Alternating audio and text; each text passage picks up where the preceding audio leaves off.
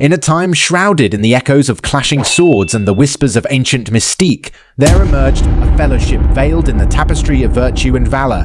Knights bound not only by the armor that adorned their noble frames, but by a code etched in the very fabric of their existence. A tale unfolds, where the whispers of chivalry and the pursuit of a sacred purpose echo through the corridors of history.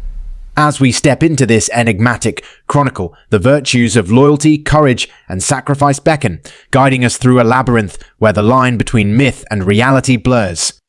Join this journey where the echoes of the past resonate with a resonance that defies the veil of time. The stage is set, the tapestry unfurls, and the narrative unfolds, a saga of a brotherhood bound by ideals, yet ensnared in a web of intrigue that history itself struggles to untangle. The Knights Templar, founded in the early 12th century, emerged as a military order during the Crusades, with Hugues de Payens often credited as one of the founding members. Initially formed to protect Christian pilgrims on their way to the Holy Land, the Templars evolved into a powerful and wealthy organization. The recruitment process for the Knights Templar was a rigorous and selective endeavor. Prospective members, usually of noble birth, had to demonstrate both martial prowess and unwavering commitment to the order's cause. Candidates were often recommended by existing Templars or influential figures. They were then subjected to a thorough vetting process to ensure their loyalty and suitability. Those accepted entered a novitiate, a period of training and observation. During this time, they learned about the order's rules, code of conduct, and underwent character assessments. Physical fitness was paramount. Recruits underwent intense martial training, focusing on combat skills, horsemanship, and the use of weapons. The goal was to mold them into elite warriors capable of facing the challenges of the Crusades. The Templars were a religious order, and recruits received instruction in Christian theology. This education aimed to reinforce their commitment to the Christian cause and the protection of pilgrims. Templars were known for their strict discipline. Recruits were conditioned to adhere to a code of conduct that emphasized obedience, humility, and self-sacrifice. Initiations involved symbolic ceremonies, reinforcing the brotherhood and spiritual aspects of the order. The recruits took vows of poverty, chastity, and obedience, solidifying their commitment to the Templar way of life. The training process was designed not only to create skilled warriors, but also to instill a sense of unity and purpose among the Templars. This comprehensive approach contributed to their effectiveness on the battlefield and their enduring legacy as a formidable military order. Beyond their primary mission, the Knights Templar engaged in banking, financing, and trade, amassing considerable influence and resources. The Knights Templars' involvement in banking was a consequence of their unique position during the Crusades. As guardians of pilgrimage routes to the Holy Land, they amassed considerable wealth and power. Pilgrims traveling to Jerusalem often entrusted the Templars with their valuables for safekeeping. The order's reputation for honesty and reliability made them a natural choice for those seeking secure storage. Templars issued letters of credit to pilgrims, allowing them to deposit assets in one location and receive a document that could be redeemed for the equivalent value at another Templar establishment. This facilitated safe and efficient long-distance transactions.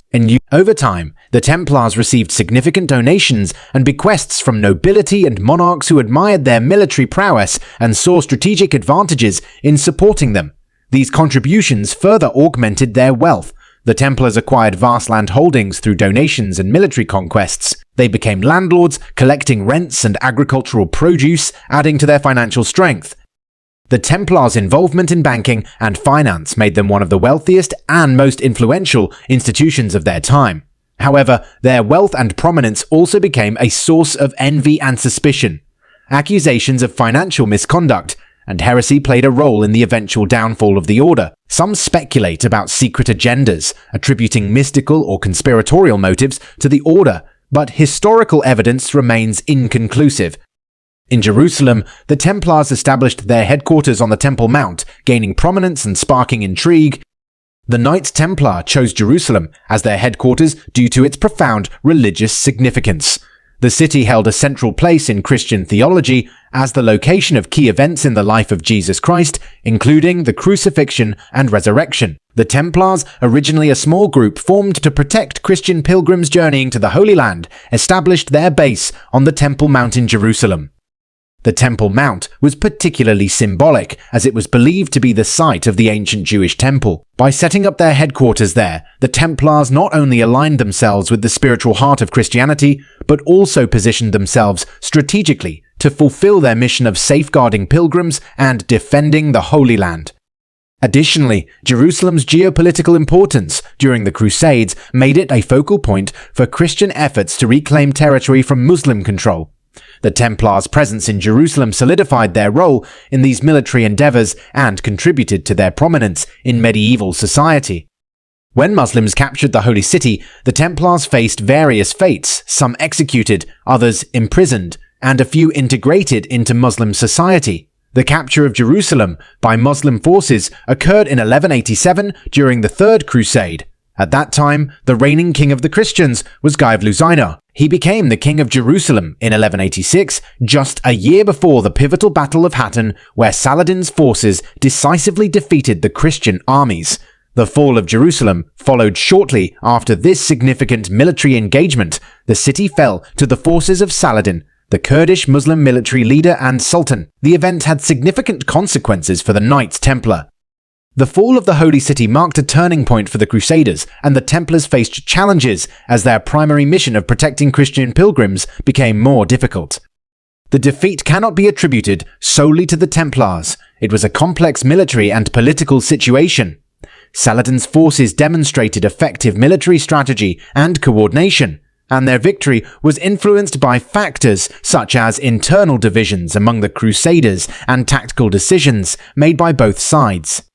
Following the loss of Jerusalem, the Templars regrouped in other areas and the order continued to exist. However, the event contributed to a shift in the dynamics of the Crusades and set the stage for subsequent conflicts between Christian and Muslim forces in the region.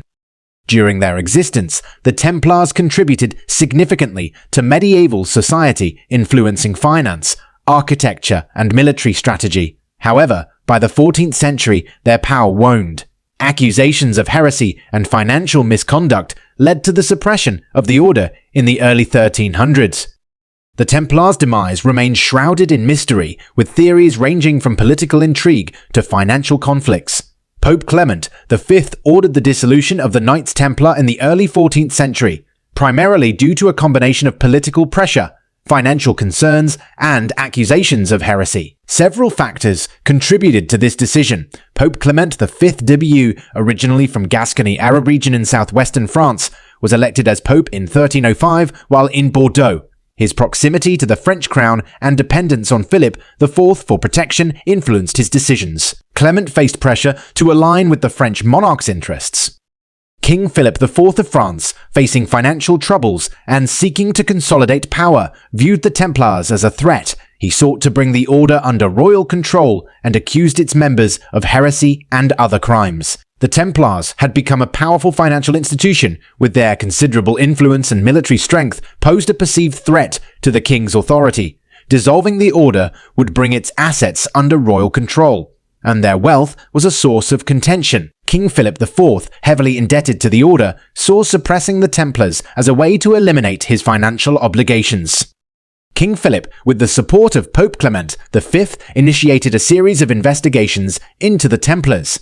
They were accused of heretical practices, including idol worship and inappropriate ceremonies. While many of these charges were likely exaggerated or fabricated, they served as a pretext for suppressing the order. During Clement V's papacy, the papal court temporarily moved to Avignon, which was within the French sphere of influence.